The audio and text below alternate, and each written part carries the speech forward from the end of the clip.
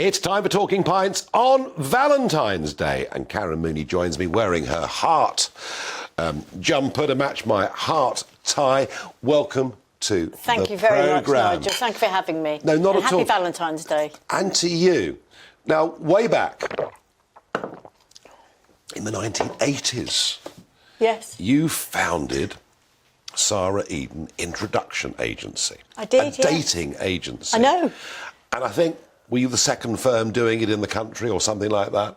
Yeah, literally. I mean, there was Dateline. Yep. But there was nothing like that. It was computer dating, of course. But, you know, I was in my 20s and people were finding it difficult to meet people. Why? Because we were all working so hard. And the last thing you wanted to do when you finished a long day in the office was really to stand about in a wine bar and be chatted up by some oink or whatever, you know? So I started Sara Eden for young professionals or professionals to meet like-minded people. And when I first heard about dating agencies and we talked about it with the boys, we sort of kind of thought, well, that's for losers. Were we being unfair? Yes, but it's interesting you should say that, Nigel, because when I first started, we used to have to convince people that it was a sensible thing to do, that it wasn't for losers, it was for people who were making a discerning decision that they wanted to meet somebody who was an equal, who had as much to bring to the table as they had, and, you know, they could be, they could meet somebody that they wanted to be with for the rest of their life.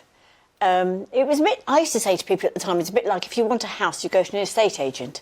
You know, if you want a partner. I mean, you were way ahead of the curve on this, weren't you? I know, yes. You really were. And I don't think I could have done it if I hadn't been in my 20s at the time, you know? So you saw the need for it, you did it, it was a brand new concept. I mean, these days, I'm struck, sort of the traditional way people used to meet, going back, you know, 70, 80 years, Yeah. was at dances. Yeah, you know, yeah.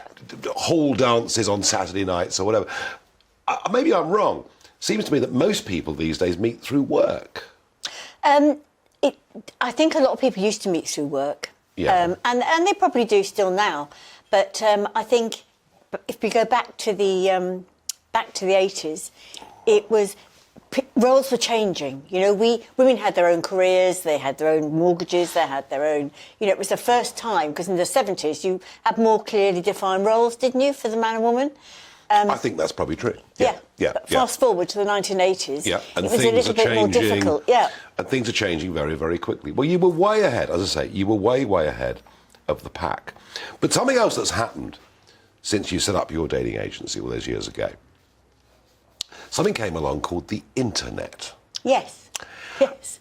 And that seems to have changed all of our interpersonal relationships in the most extraordinary way. I mean, people are abusive towards each other on social media in a way that they'd rarely be towards each other in the street. Absolutely. But there are upsides to it, you know, all sorts of incredible upsides, information you can find and things you can learn. So there's up and down with all of it. But the apps, the Tinders, the Grinders or whatever takes your fancy, all these different apps that appear. So how does a traditional, which I'm going to call you that, maybe tell me I'm wrong. That's the new era of matchmaking. So how do you compete now against, what's the difference between you and these apps? Okay, well, first of all, when the internet came along, it actually brought dating into people's homes. So it was really actually quite good for us. It took away the bottom end of the dating, if you like, you know. Going back to the 90s and things, we often used to get dirty phone calls and things, you know. We didn't anymore, you know, because anywhere there was lots of women working, they would think that. And then, of course, the apps came along. But our people, they're all financially secure. They want to meet somebody that can bring as much to the table as they can. They want to meet people who've been met. So if they meet through Tinder, it's for different motivations, is it? It can be, yes. Yes. Well, you've seen the Tinder Swindler, haven't you? No! No! You should watch it. It's very good. No! It's very interesting. But let's just suppose, Karen Mooney, that I come to you tomorrow. Yeah. I send you an email to your website or whatever it is. What's the process that I would go through with you? What would I have to pay you? How would it work? OK, well, you'd email us, we'd send you details, we'd ask you lots of questions about you and the sort of things you want out of life. And then we'd make an appointment for you to either come to our Westminster office or our Windsor office. Oh, you'd physically meet? Yes, we physically meet. It's important, I think. And people have really liked that since the pandemic. You know, in the pandemic, we learned to use Zoom and all these other video platforms. And we still can use those, but people actually want to meet in person because they miss the interaction with a real person. And how do you spot when they're lying? Oh, About whether it's their financial means or the job they do, or... You can find a lot out. Because there are a lot of Walter-Mitties out there, aren't there? Yeah, well, if they hopefully don't come to us because we ask them for 3 forms of ID, we do our own checks as well, and they're sitting down, they're talking to us. And as you said, you know, on the internet, you can find out so much about somebody now. So if we don't... We've been in business, it's our 35th year now. If we think somebody's lying, we're not going to put our... All right, so I come to you for the interview. Yeah. Then we ask you to sign a confidentiality contract because we do have a lot of high-profile people on our books. Do you? Yep. Do you really? Yeah, yeah. Aren't they worried about, you know, the press finding out that they've been to you, or...? Not so much, no. Not so much now. We change names and things, but, you know, and we don't have to use photographs if we don't want to. And once you signed a confidentiality contract, we'll make a selection of people we think would be suitable, and then you select who you want to meet from there. And we have different membership options too, so we've got a very high success rate. And how expensive is this? It starts, including VAT, at £6,100 for 1 year's active and 1 year's frozen, which is actually very reasonable if you think about it. Well, it sounds like quite a lot of money to me. If we're going to find your partner for life, it's definitely worth it. And you know the people you're meeting have been vetted, and, you know, we have a close relationship with our clients, so we keep in contact. No, I believe you. And, you know, No, I believe you. Yeah. So what have your big success... Come on, give me some examples. Give me 2 or 3 examples of big successes that you feel that you've had. We've had a double generation success. Double generation? Yeah, the first couple came to us, and it was second time round for both of them. Then we had a big 30th anniversary bash a few years ago, and they came along, and he said, my son's an airline pilot, he can't meet the right sort of person. So he phoned his son, put his son on the phone to Debbie, my manager, and he came along, and he's now married with a baby. Unfortunately, because of the pandemic, they had to put their marriage off twice. Yeah, that happened to so many people, didn't it? So many people, Yeah, but they've got yeah. a beautiful, beautiful baby. So what's the age profile? I mean, is it all young professionals that come to you? No, God, no. It's our oldest member at the moment is 89. No. Yeah, no, we've got lots of older members, and it's fantastic. 89? I think, if I'm honest, Nigel, I think the pandemic made people think about life and think about the future, and they want to make the most of it now. So, you know, 80's the new 60, I believe. I'm guessing that the pandemic must have led to an epidemic of loneliness as well. Of course it did. It was amazing because I went into the pandemic and I didn't know, you know, what was going to happen. No idea. And we started Zooming, and children of older clients were teaching them how to use WhatsApp and all sorts of things. Yep. And they were actually going on virtual dates.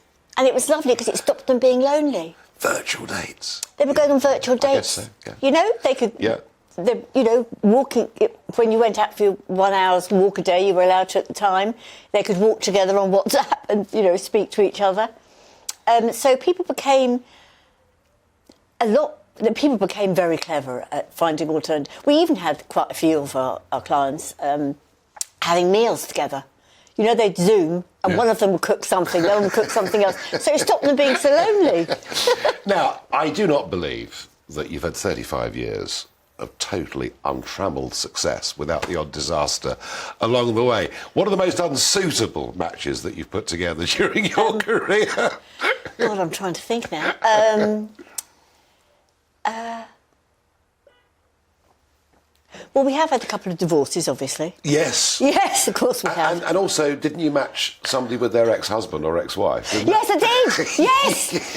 Yes. Gosh, yes. It was really funny. I interviewed this chap, and I took his profiles up to him, And he said to me, "You're obviously very good at this." I said, "Why?" He said, "That's my ex-wife." I was married to her for 25 years.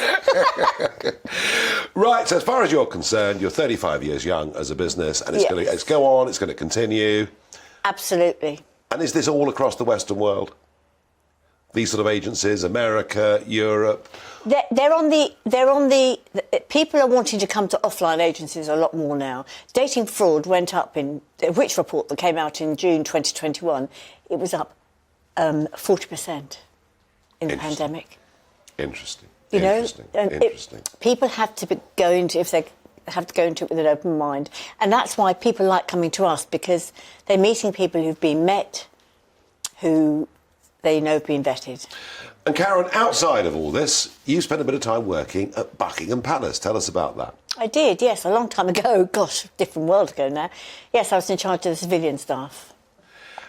And, gosh, you know, you think of all those years that the Queen was there. Oh, I know. And I remember the day of her funeral, and I was at Canada Gate doing some broadcasting, and the amazing procession, the coffin, the hearse, and all the staff coming out of Buckingham Palace and lining up outside. It was a very, very moving moment. Must have been. It really, really was. Very moving moment.